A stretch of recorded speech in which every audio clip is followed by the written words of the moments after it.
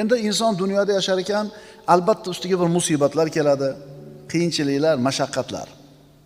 Mana shunday holatda inson o'zini yo'qotib qo'yadi, iztirobga tushadi, dovdirab qoladi. Mana shunday holda nima ish qilish kerakligini bilmay qoladi.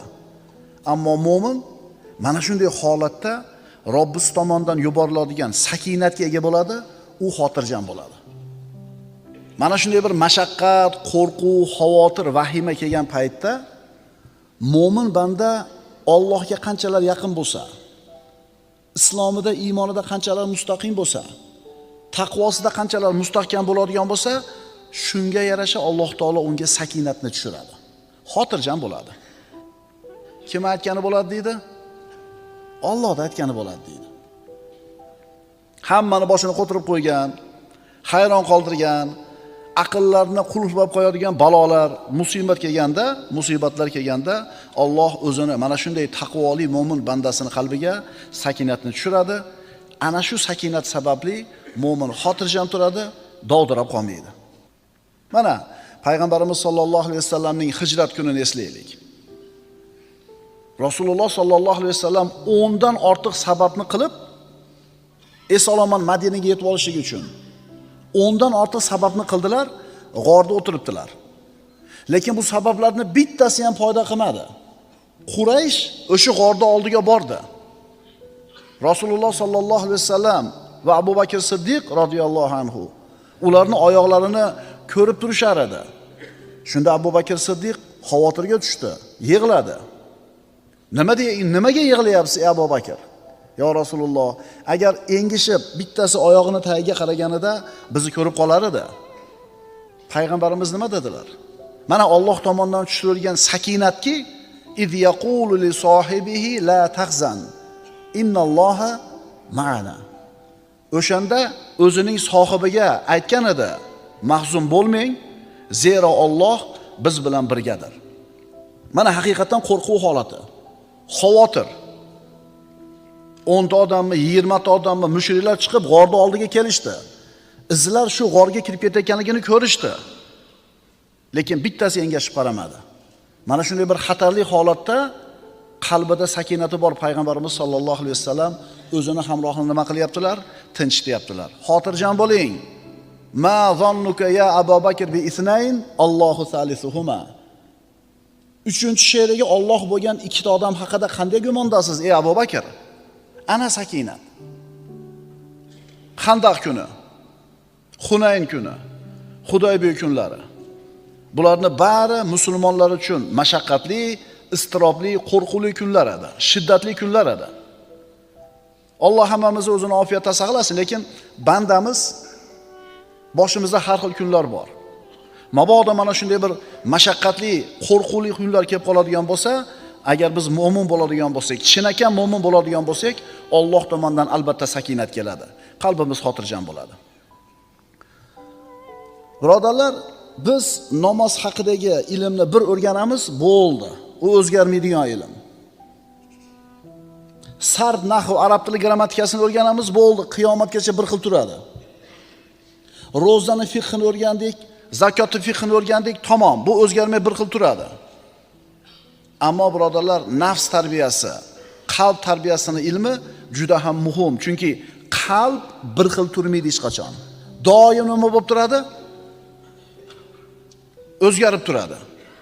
O'zichi bu nafs tarbiyasi bilan, qalb tarbiyasi bilan jiddiy shug'ullanaman degan odamga juda ham oson retsepti bor. Nafs xohlayotgan narsani qilmaysiz, xohlamayotgan narsani qildirasiz. Bo'ldi. Nafs nima deyapti hozir? 8 rakatdan keyin. Ha, endi bunday kekirtadan shunday ushlasangiz, o'lib qolmaydi. Bir joyi uzilib tushmaydi. Endi o'sha kekirtadan usholmagan, nafsini gapiga kirgan odam shattirib chiqib ketaveradi. Lekin urushmayapmiz. Kelganlarga rahmat, 8 rakatga bo'lsa ham. Kecha ham aytdim bu narsani. Faqat endi o'sha 8 rakatga loyiq ekansizlar, u yog'iga tura olmayapsizlar. Endi 20 rakat turganlar shunga loyiq bo'lganligi uchun turibmiz emas. Yo'q, Alloh bizni shu yerga turgizib qo'yapti. Alloh shu yerda turadigan quvvatni beryapti, sakinatni beryapti turibmiz.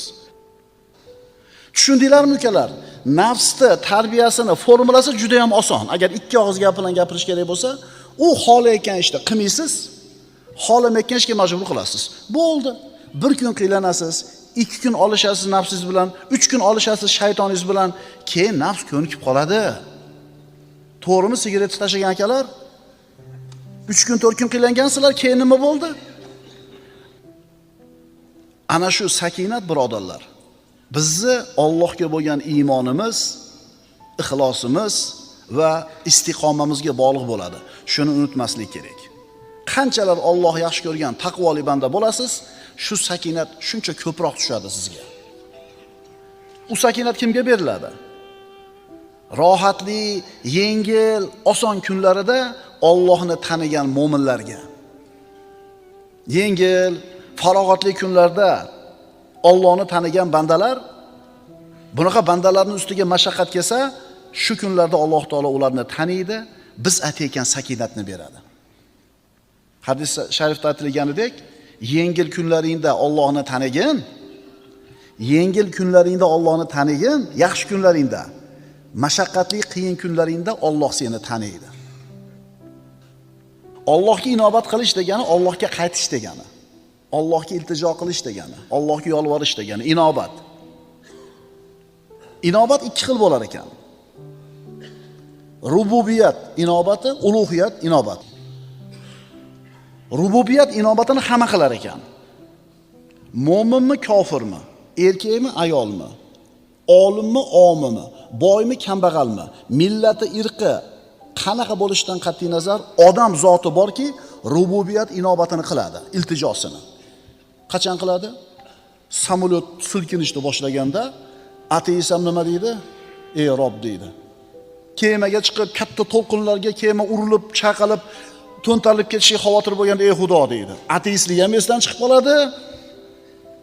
Mulhitligi ham yoki dinsizligi ham. Bu majburiyatdan-da.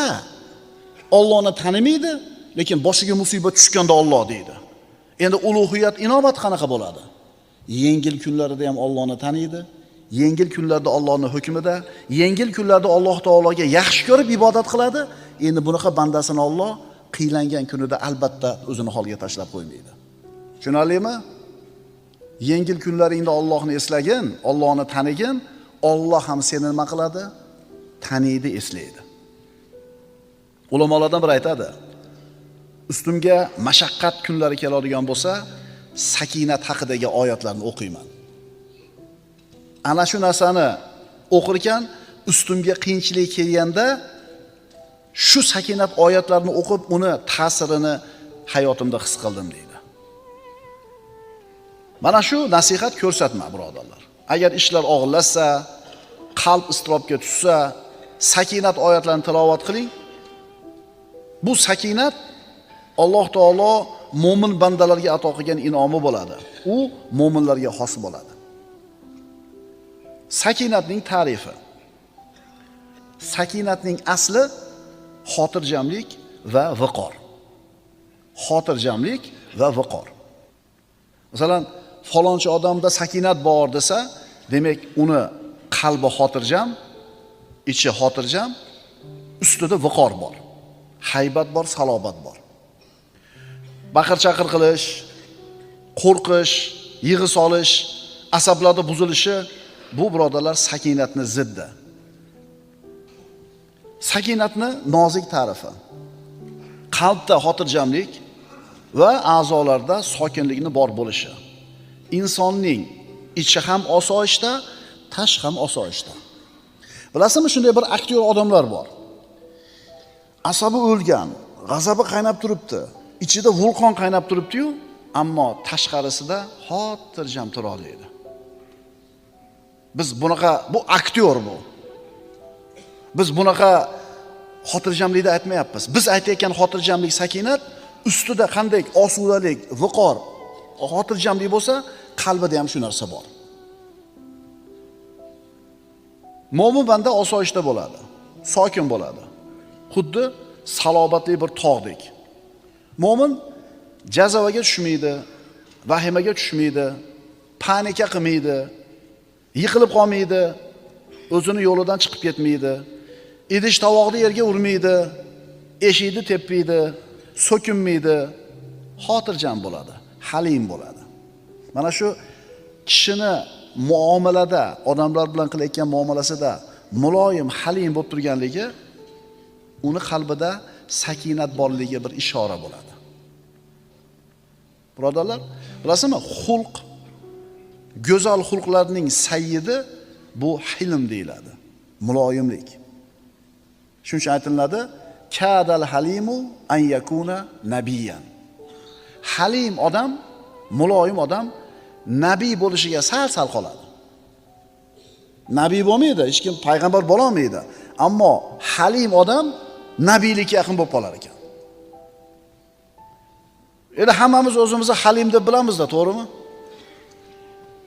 Endi bu halimlik ham ikki xil bo'ladi, birodarlar. Kimdir Alloh taolo shu halim qilib yaratib qo'ygan, tabiati muloyim, yumshoq odam bo'ladi. Kimdir bunaqa emas, nervi tez chiqadi, qo'pol, qattiq, dag'al. Endi ikkalasi halimlik qilsa, qaysirisini savobi ko'proq bo'ladi?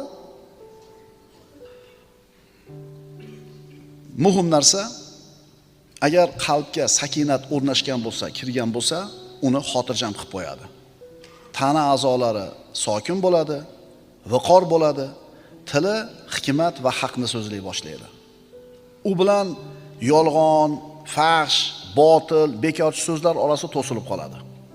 Abdulloh ibn Abbos aytadi, biz aytar edik, Umarning tilida va qalbida sakinat gapirar edi. Umar roziyallohu anhuning tilida va qalbida sakinat gapiradi der edik. Ya'ni qalbidagi sakinat uni tilini va qalbini gapirtirar edi. Birodarlar, sakinat nima desa, samarasiga qarab turib bilib olishimiz kerak bo'ladi. Sakinatning samarasi qalbdagi rozilik, ishonch, qalbdagi osoyishtalik, tabiatdagi bosiqlik. Vallohi mo'min banda agar Allohga yaqin bo'lsa, agar Alloh unga sakinatni bergan bo'lsa, uni qalbida shunday bir xotirjamlik bor bo'ladiki, agar xavotir, qo'rquvda turgan butun bir shahar ahliga tarqatsa, mana shu undagi sakinatni hammasini xotirjam qilib qo'yadi. Mana shular sakinatni ochiq ko'rinib turgan mevalari.